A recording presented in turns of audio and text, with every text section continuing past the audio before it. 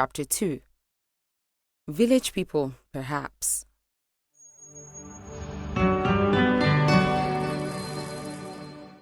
Village people. Noun, slang, Nigerian English. An imagined group of people blamed for Nigerians' problems.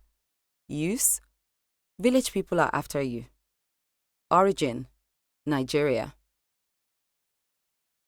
A family member, let's call her Shokpe, lost a lot of money to the MMM Ponzi scheme. Months later, this same person lost money to Loom. How do you get struck by the same lightning on the same spot 2 times? Once bitten, twice shy, the saying goes. But with people like Shokpe, it is twice bitten, once shy. Why does the same wrong befall the same people? Village people, you think. It is the devil, you say. Maybe we should stop blaming village people and the devil for what we used our own hands to cause. So, why do people fall victim to these fraudulent schemes again and again? Ignorance is not the only reason people fall prey to these scams. Neither is it solely greed. I've worked long enough in finance to know that people want to make the most money. Who doesn't? The fact is this: we're all chasing money. We all want to earn more money. But the question is, how fast? The trouble is this: many people want to make the most money in the shortest time possible. And this is why a lot of people fall for these scams. So, I'll be honest with you, this is not how wealth is built. Wealth building is a long game. You don't build wealth by getting one-off 50% returns on an investment in 5 days.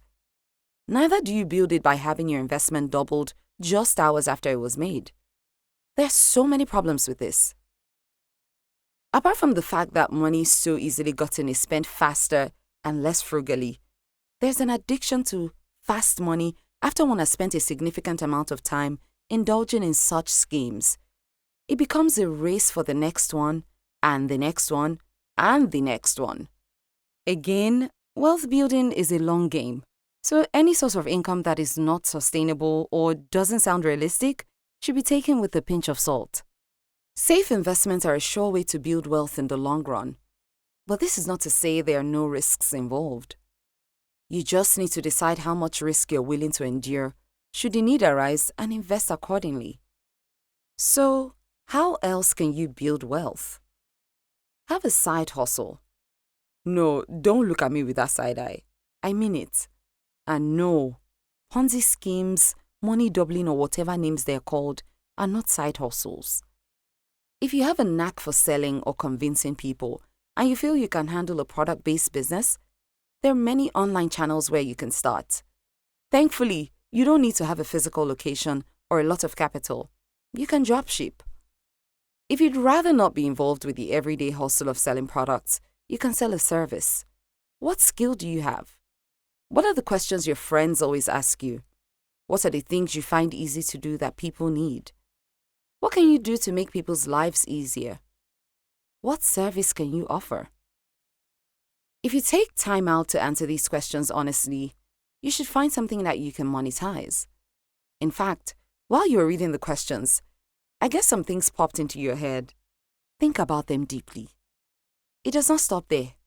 When you figure out what you're good at and start a side hustle from it, you can create even more streams of income from that basic skill.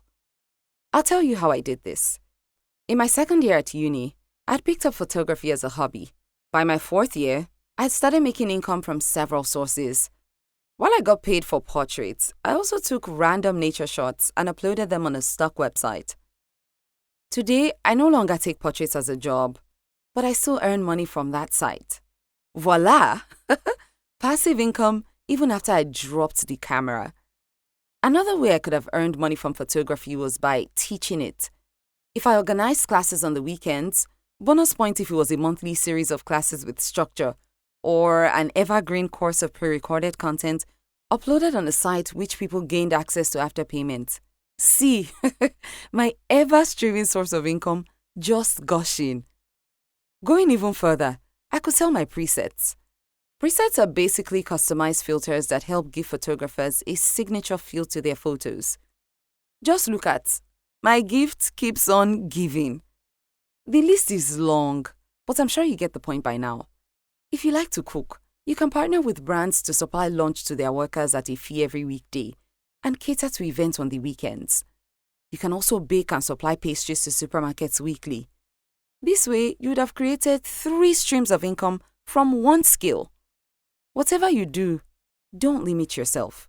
Open your mind and see that there are many things that the world has not figured out yet, and they're just waiting for you. Find those skills, get your money bag, and begin to pack. No, not for a trip, but earnings that you can now invest. Everybody wants to earn more, I know. Everybody wants to increase their streams of income, I know. When I started this, you probably thought I would give you a list from which you will perhaps be able to grab your own copy now. Sorry, I don't have an exhaustive list, and I don't think you need one. Find the skills that you have, for me it was photography, and offer the service to people. If you don't think you can offer it as a service, you can teach it for a fee. One more thing. With side hustles, you need to learn the fine art of balance. Back then in school, when I used to get those photography gigs, at first, I had a hard time juggling it with my schoolwork. In fact, for a while I struggled, until a few months when I found the hack. I'm sure many people within the 9-to-5 space have the same worry, and it's probably the reason many are scared of starting side hustles. Would I be able to balance it with my rigorous 9-to-5? Won't I need to hire people to help me? I don't think I have the time. My advice would always be the same. Plan and prioritize. Balance does not always mean 50-50. Sometimes it could be 80-20. Your side hustle may only require 2 hours every day for it to perform optimally. So don't feel guilty about not giving it equal time and/or energy with your 9-to-5. Determine which is higher on your priority list and create systems to automate as much as you can. For instance, instead of hosting live online classes weekly, pre-record all the modules and upload them on platforms like Teachable or Thinkific for people to access after payment. That way, you can do other things while getting paid for your knowledge. Whatever you do, as long as it is not illegal or irrational, like giving an unlicensed stranger on the internet your hard-earned money for 70% returns in 1 month, I'm sure you'll be good. Yes, you will. I believe in you.